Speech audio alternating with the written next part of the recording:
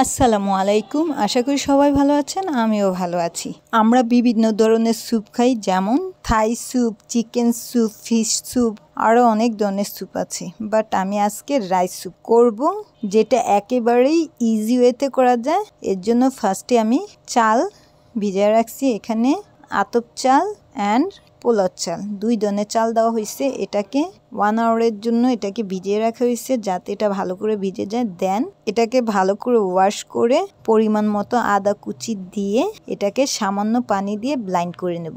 Blind করার সময় খেয়াল রাখতে হবে বেশি পানি দেওয়া যাবে না, একেবারে সামান্য পানি দিয়ে এটাকে ব্লাইন্ড করে নিতে হবে এবং ব্লাইন্ডটা যেন মিহি হয় সেটাও খেয়াল রাখতে হবে। চিতই পিঠার জন্য আমরা যেই রকম করে মিহি ব্লাইন্ড করে নিই, অমন করেই মিহি ব্লাইন্ড করে নেব। এই যে আমার ব্লাইন্ড করা হয়ে গিয়েছে, এরকম ময়ান আকারে ব্লাইন্ড করে নিতে হবে।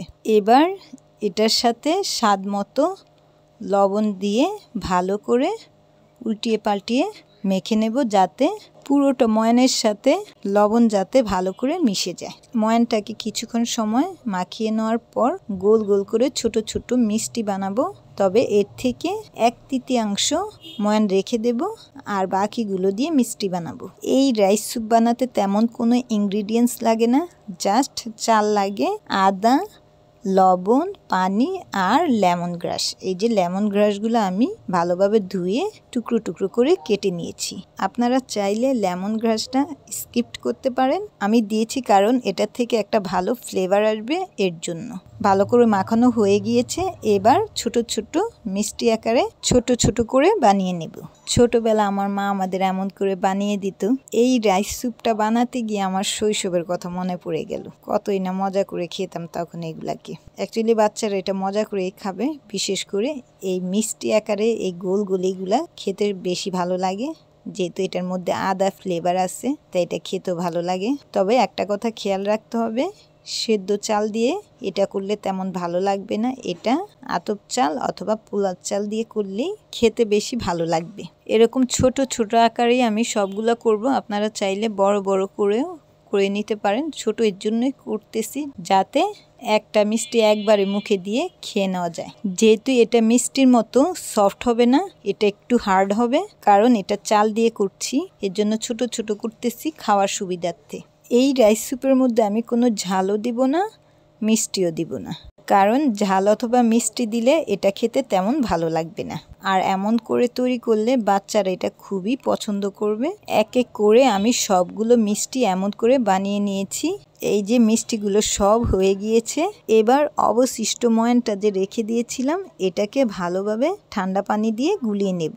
এমন করে গুলিয়ে নিতে হবে যাতে ময়ানের কোনো দলা যাতে না জমে থাকে, সেটা খেয়াল রাখতে হবে। ফার্স্টে সামান্য পরিমাণ পানি দিয়ে এটাকে গুলিয়ে নেব। এটা ভালো করে গুলানো হয়ে গেলে এটার মধ্যে আরও বেশি করে পানি দিয়ে তারপর আবার গুলিয়ে নিব।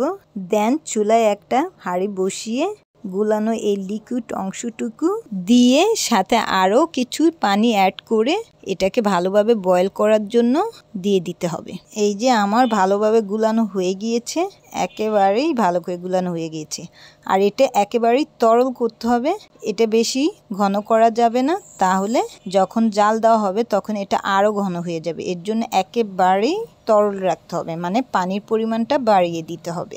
এখন সবগুলো লিকুইড দিয়ে দেব।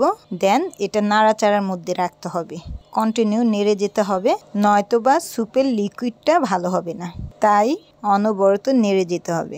এবার কেটে রাখা লেমন গ্রাসগুলো দিয়ে দিব। আবার ভালো করে নাড়াচাড়া দিতে থাকবো যতক্ষণ পর্যন্ত না লিকুইডটা ভালোভাবে ফুটে আসবে। ভালো করে ফুটে আসলে দেন এক এক করে করে রাখা মিষ্টিগুলো দিয়ে দেব।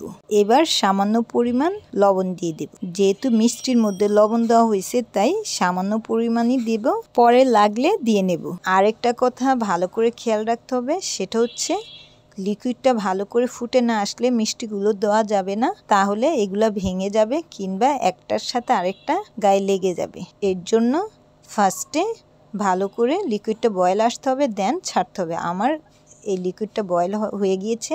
এবার আমি এক এক করে মিষ্টিগুলো ছেড়ে দিচ্ছি। লিকুইডটা যখন আমরা চুলায় দিয়েছিলাম তখন অনবরত নেড়ে গেছি, বাট এখন মিষ্টি দেওয়ার পর আর নাড়া যাবে না যতক্ষণ পর্যন্ত না আবার কয়েকবার ফুটে আসছে। ওই হাঁড়িটা ছোট হয়ে গিয়েছিল, তাই অন্য আরেকটা বড় হাঁড়ির মধ্যে চেঞ্জ করে নিছি। এই যে ভালো করে মিষ্টিগুলো সেদ্ধ হয়ে গিয়েছে, এবার আবার আমি নাড়াচাড়া দিচ্ছি। এখন আরও কিছুক্ষণ সময় বয়েল করে নেব, তাহলে হয়ে যাবে আমার মজাদার রাইস স্যুপ। এটা খেতে যেমন মজা, দেখতেও তেমনি চমৎকার। এই যে খুবই সুন্দর হয়েছে, মিষ্টিগুলোও সুন্দর হয়েছে, ভাঙেনি। আজ এই পর্যন্তই। সবাই সুস্থ থাকবেন, সুন্দর থাকবেন। ভালো লাগলে আমাকে লাইক, শেয়ার, কমেন্টস করে আমার সঙ্গে থাকবেন এবং আমাকে সাবস্ক্রাইব করবেন। ধন্যবাদ সবাইকে। আল্লাহ হাফেজ।